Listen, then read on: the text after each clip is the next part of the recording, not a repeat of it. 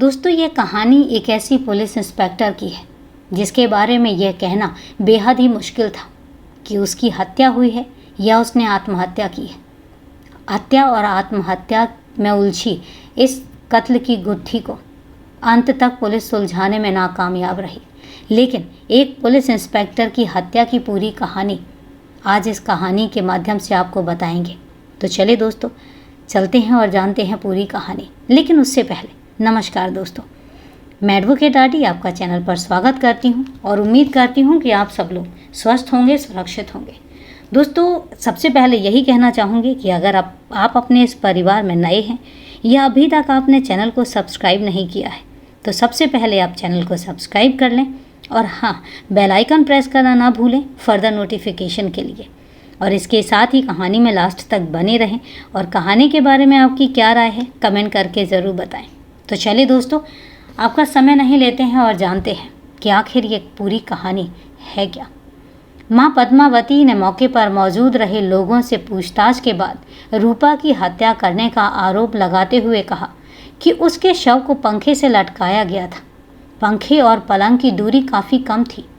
शव पंखे से लटका था लेकिन घुटने पलंग पर मुड़े हुए थे। गले में रस्सी के 2 निशान थे। शरीर के कुछ अंगों पर जगह जगह दाग भी थे। शव ध्यान से देखने से लग रहा था कि उसके हाथों को पकड़ा गया था। घुटने पर भी मारने के निशान थे। उसके कपड़े भी आधे अधूरे थे। रूपा की मौत के मामले में साहिबगंज के जिरवाबाड़ी ओपी थाने के एसआई सतीश सोनी के बयान के आधार पर केस दर्ज कर लिया गया। पुलिस ने जांच पड़ताल के लिए रूपा का क्वार्टर भी सील कर दिया। मामला एक पुलिस अधिकारी की मौत का था, दूसरे यह संदिग्ध भी था। इसलिए साहिबगंज के उपायुक्त ने कार्यपालक दंडाधिकारी संजय कुमार और परिजनों की मौजूदगी में शव का मेडिकल बोर्ड से पोस्टमार्टम कराने और इसकी वीडियोग्राफी कराने के आदेश दिए। उपायुक्त के आदेश पर पुलिस ने 3 डॉक्टरों के मेडिकल बोर्ड से रूपा के शव का पोस्टमार्टम कराया। पोस्टमार्टम कराने के बाद पुलिस की ओर से साहिबगंज के पुलिस लाइन मैदान में रूपा तिर्की को अंतिम विदाई दी गई।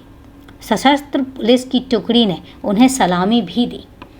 एसपी अनुरंजन किस्पोटा, साहिबगंज के एसडीपीओ राजेंद्र दुबे, बरहरवा के एसडीपीओ प्रमोद कुमार मिश्रा और राजमहल के एसडीपीओ अरविंद कुमार के अलावा अनेक थाना प्रभारियों तथा पुलिस जवानों ने फूलमालाएं अर्पित कर रूपा को श्रद्धांजलि दी और बाद में रूपा के शव का परिवार वालों को सौंप दिया गया। रूपा का शव 5 मई की सुबह रूपा के पैतृक गांव रातू के काठी डांड पहुंचा। उसी दिन रूपा का अंतिम संस्कार कर दिया गया। शव यात्रा में गांव के लोगों के साथ राज्यसभा सांसद समीर उरांव, विधायक बंधु तिर्की, रांची की महापौर आशा लकड़ा, महिला आयोग की आरती कुजूर, प्रमुख सुरेश मुंडा सहित अनेक जनप्रतिनिधि भी शामिल हुए, लेकिन पुलिस और प्रशासन का कोई बड़ा अधिकारी वहां पर नहीं पहुंचा। बात 3 मई 2021 की है। शाम को करीब 7 बजे का समय रहा होगा। Sub inspector Manisha Kumari duty पूरी करने के बाद अपने क्वार्टर पर पहुंची। उसका क्वार्टर अपनी बैचमेट एसआई रूपा तिर्की के क्वार्टर के सामने था। रूपा तिर्की झारखंड के साहिबगंज जिला मुख्यालय पर महिला थाना प्रभारी थी और मनीषा साहिबगंज में ही नगर थाने में तैनात थी। मनीषा जब क्वार्टर पर पहुंची तो रूपा का कमरा अंदर से बंद था। उसका मतलब था कि रूपा अपनी ड्यूटी से आ चुकी है। रूपा का हालचाल पूछने के लिए मनीषा ने उसके रूम का दरवाज़ा खटखटाया, लेकिन अंदर से कोई जवाब नहीं मिला और कई बार कोशिश करने के बाद भी जब रूपा ने कमरा नहीं खोला तो मनीषा सोच में पड़ गई। और वैसे भी शाम के करीब 7 बज रहे थे, इसलिए सोने का तो समय भी नहीं हुआ था।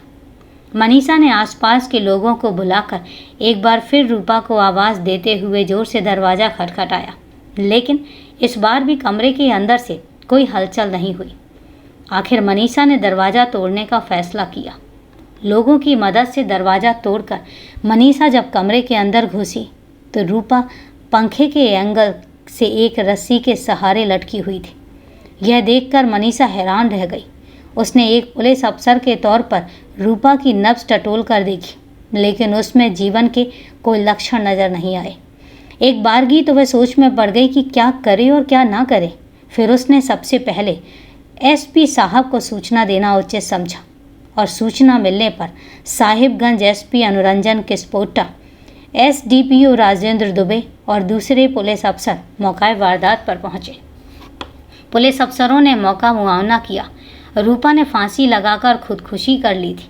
अफसरों ने कमरे की तलाशी ली, चीज़ों को उलट पुलट कर देखा ताकि कुछ पता चल सके कि रूपा ने यह कदम क्यों उठाया, लेकिन ना तो कोई सुसाइड नोट मिला और ना ही ऐसी कोई बात पता चली जिससे रूपा के आत्महत्या करने के कारणों को कोई रोशनी मिल पाती। पुलिस अफसर समझ नहीं पाए कि ऐसा क्या कारण रहा कि रूपा ने खुदकुशी कर ली। अविवाहित रूपा 2018 बैच की तेज तर्रार महिला सब इंस्पेक्टर थी। अफसरों ने रूपा के परिवार वालों को फ़ोन करके इस घटना की सूचना दी। रूपा के परिजन झारखंड की राजधानी रांची के पास रातू गांव के कांटी टांड में रहते थे। रूपा के फांसी लगाने की बात सुनकर उसके माता पिता अवाक रह गए। रात ज़्यादा हो गई थी तो पुलिस ने रूपा का शव फांसी के फंदे से उतरवाकर पोस्टमार्टम के लिए सदर अस्पताल भिजवा दिया। दूसरे दिन 4 मई को रूपा के परिवार वाले साहिबगंज पहुंचे। रूपा की मां पद्मावती ने पुलिस को बताया कि 3 मई को दोपहर करीब 2 बजे रूपा से उनकी बात हुई थी। तब रूपा ने कहा था कि वह जो पानी पी रही है वह दवा जैसा कड़वा लग रहा है। बेटी की इस बात पर मां ने उससे तबीयत के बारे में पूछा। रूपा ने मां को बताया कि उसकी तबीयत तो ठीक है। इस पर मां ने उसे आराम करने की सलाह दी। महिला थाना प्रभारी बनने पर रूपा को जब पुलिस की सरकारी गाड़ी मिली तो दोनों उसे ज़्यादा टॉर्चर करने लगे। दोनों ने कुछ दिन पहले रूपा को किसी हाई प्रोफाइल केस को मैनेज करने के लिए एक नेता पंकज मिश्रा के पास भी भेजा था। पंकज मिश्रा मुख्यमंत्री हेमंत सोरेन का नज़दीकी रहा है। परिवार वालों ने कहा कि रूपा ने आत्महत्या नहीं की है बल्कि उसकी हत्या की गई है। मां ने बेटी की हत्या का आरोप लगाते हुए साहिबगंज एसपी को तहरीर दी। उन्होंने इस मामले में कमेटी गठित कर पूरे मामले की निष्पक्ष जांच कराने की मांग की। उन्होंने कहा कि उसकी बेटी के क्वार्टर के सामने रहने वाली एसआई मनीषा कुमारी और ज्योत्सना महतो हमेशा रूपा को टॉर्चर करती थी और वे उससे जलती थीं और हमेशा उसे नीचा दिखाने की कोशिश करती थी। एक तेज तर्रार पुलिस अफसर के तथा कथित रूप से आत्महत्या करने की बात रूपा के गांव में किसी के गले नहीं उतर रही थी। उसके पिता सीआईएएफ जवान देवानंद उरांव और मां पद्मावती सहित सभी घर वालों का आरोप था कि रूपा की हत्या किसी साजिश के तहत हुई है और इसे आत्महत्या का नाम दिया जा रहा है। रूपा 2018 में पुलिस एसआई बनने से पहले एक बैंक ऑफ इंडिया में काम करती थी। उसने रांची के सेंट जेवियर कॉलेज से पढ़ाई पूरी की थी। उसे नवंबर 2020 में ही साहिबगंज में महिला थाना प्रभारी बनाया गया था। उसने यह जिम्मेदारी संभालने के बाद महिला उत्पीड़न रोकने के लिए कई महत्वपूर्ण कदम भी उठाए थे। मामला गंभीर था। रूपा की 2 बैचमेट महिला सब इंस्पेक्टरों और मुख्यमंत्री के करीबी नेता पंकज मिश्रा पर आरोप लग रहे थे। रूपा की मौत को हत्या मानते हुए लोगों ने सोशल मीडिया पर जस्टिस फॉर रूपा शुरू कर दिया। रूपा के परिजनों को न्याय दिलाने के लिए झारखंड के कई प्रमुख नेता भी आगे आ गए। भाजपा विधायक दल के नेता बाबूलाल मरांडी ने रूपा की मौत को मर्डर मिस्ट्री बताते हुए इसकी सीबीआई से जांच कराने की मांग की। उन्होंने कहा कि रूपा के परिवार वालों के आरोप से यह मामला संदेहास्पद है। मरांडी ने कहा कि ऐसे राजनीतिक प्रभावशाली व्यक्ति पर आरोप लग रहे हैं जो मौजूदा सरकार में कुख्यात रहा है। प्रदेश भाजपा महिला मोर्चा ने भी सीबीआई जांच की मांग करते हुए राज्यपाल को ऑनलाइन ज्ञापन भी भेजा। मांडर के विधायक बंधु तिर्की ने मुख्यमंत्री को पत्र लिखकर कहा कि रूपा किसी बड़ी साजिश की शिकार हुई है और इसीलिए इस मामले की उच्च स्तरीय जांच कराई जाए। बोरियो से सत्तारूढ़ गठबंधन के झारखंड मुक्ति मोर्चा के विधायक लोबिन हेम्ब्रम ने भी इस मामले की सीबीआई जांच के लिए मांग उठाई। राज्यसभा सांसद समीर उरांव ने कहा कि मामले में आरोपी पंकज मिश्रा पर मुख्यमंत्री हेमंत सोरेन का हाथ है। मिश्रा साहिबगंज में सब तरह से वैध और अवैध काम करता है। मामला तूल पकड़ता जा रहा था। जिस पंकज मिश्रा पर आरोप लगाए गए वह मुख्यमंत्री हेमंत सोरेन का साहिबगंज में प्रतिनिधि है। आरोपों से घिरने पर सफाई देते हुए मिश्रा ने कहा कि वह पिछले महीने मधुपुर चुनाव में व्यस्त था और इसके बाद कोरोना पॉजिटिव होने पर रांची के मेदांता अस्पताल में भर्ती था। घटना से 1-2 दिन पहले ही अस्पताल से डिस्चार्ज हुए थे। रूपा तिर्की से मुलाकात की बातें सरासर गलत हैं। पुलिस चाहे तो कॉल डिटेल्स निकलवाकर जांच कर सकती है।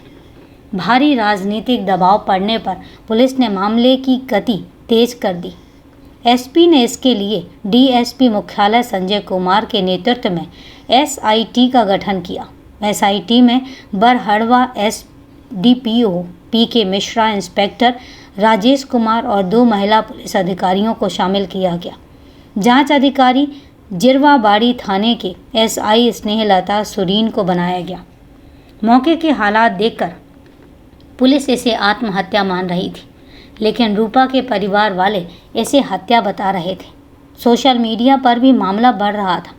2 महिला सब इंस्पेक्टरों और एक नेता पर लगे आरोपों को देखते हुए सभी बिंदुओं पर जांच करनी जरूरी थी। फॉरेंसिक टीम ने 5 मई 2021 को साहिबगंज पहुंचकर रूपा के क्वार्टर की जांच पड़ताल की और साक्ष्य जुटाए। मौके पर मिली पानी से भरी बोतल व गिलास से उंगलियों के निशान लिए।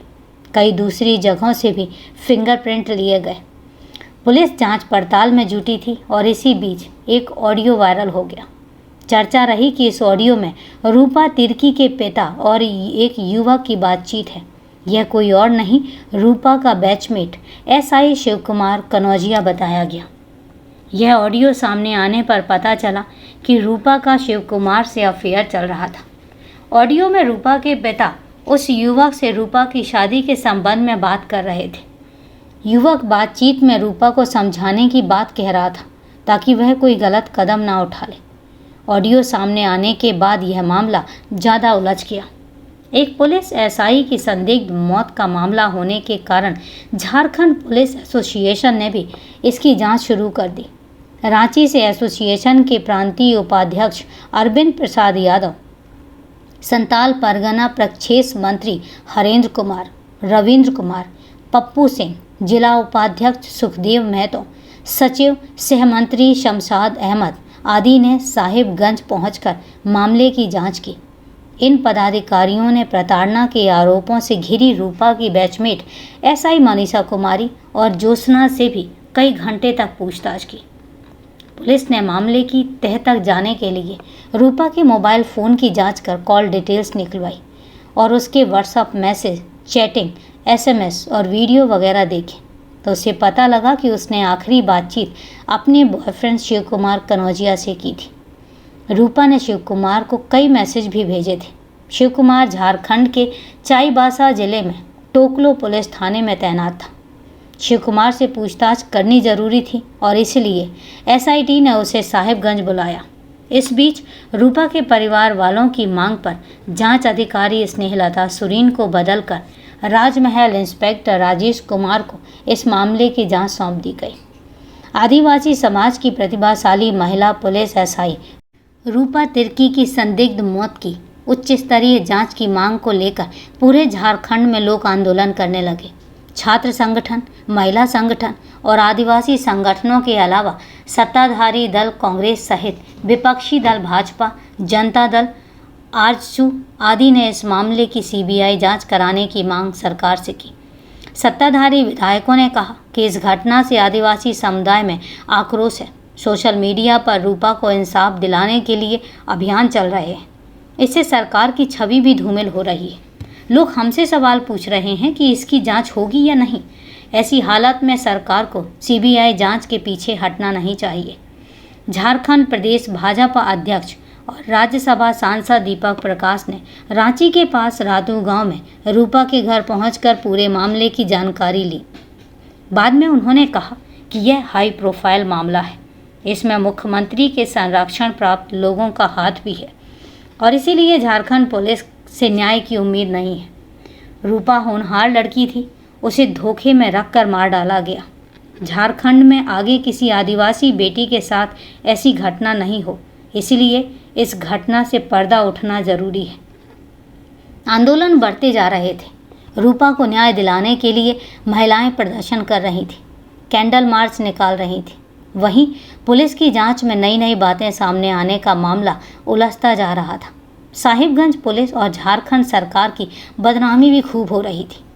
रूपा के बॉयफ्रेंड शिव कुमार कनौजिया को 8 मई को साहिबगंज थाने बुलाकर एसआईटी में शामिल अफसरों ने पूछताछ की। उसने रूपा से मुलाकात होने से लेकर अफेयर और शादी की बातों के बारे में सवाल पूछे गए। उसने रूपा से मुलाकातों और मोबाइल पर चैटिंग वगैरह के संबंधों से भी पूछताछ की गई। करीब 8 घंटे तक पुलिस अधिकारी उससे लगातार पूछताछ करते रहे। शिव कुमार से पूछताछ के बाद एसआईटी ने अपनी जांच रिपोर्ट एसपी को सौंप दी।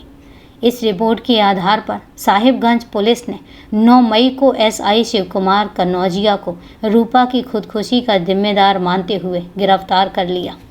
जांच में सामने आए तथ्यों के आधार पर पुलिस ने पहले दर्ज किए गए केस को आत्महत्या के लिए उकसाने में परिवर्तित कर शिव कुमार कनौजिया के खिलाफ मामला दर्ज कर लिया और बाद में शिव कुमार को पुलिस ने उसी दिन अदालत के समक्ष पेश करके जेल भेज दिया। एसपी अनुरंजन किस्पोट्टा का कहना था कि एसआईटी ने जो जांच रिपोर्ट सौंपी है उसमें कहा गया है कि शिव कुमार ने रूपा की भावनाओं को आहत किया है और इस कारण रूपा ने खुदकुशी की है। जांच में पुलिस को एक ऑडियो भी मिला था। इस ऑडियो में रूपा तिर्की और उसके प्रेमी एसआई शिव कुमार कनौजिया के बीच बातचीत हो रखी थी। तो दोस्तों, ये थी एक ऐसी कहानी जिसमें पूरे तरीके से नहीं कहा जा सकता है कि रूपा ने आत्महत्या की या उसकी हत्या हुई है, क्योंकि अगर वो आत्महत्या थी तो उसके शरीर पर से मिले चोटों के निशान कैसे थे, और अगर वो हत्या थी तो फिर वो हत्या किसने की। ये एक गुत्थी थी जो हमेशा उलझी ही रही और शिव कुमार को जेल भेज दिया गया। तो दोस्तों, ये थी पूरी कहानी, और कहानी को लास्ट तक सुनने के लिए आपका तहे दिल से धन्यवाद। कहानी के बारे में आपकी क्या राय है कमेंट करके ज़रूर बताएं। चूँकि आज आपके कोई भी कमेंट्स नहीं आए हैं, मेरे लिए थोड़ा सा डिसअपॉइंटिंग है, लेकिन आज कोई कमेंट्स नहीं है इसलिए आज उनके जवाब भी नहीं होंगे। लेकिन हाँ, कल आपके कमेंट्स के जवाब मैं ज़रूर दूंगी, लेकिन उससे पहले आपको कमेंट्स करने होंगे। तो चलिए दोस्तों, आज के लिए इतना ही। कल फिर मिलते हैं क्राइम की एक सच्ची कहानी के साथ। तब तक के लिए सेफ रहें, सुरक्षित रहें और अपना ध्यान रखें। जय हिंद दोस्तों, जय भारत।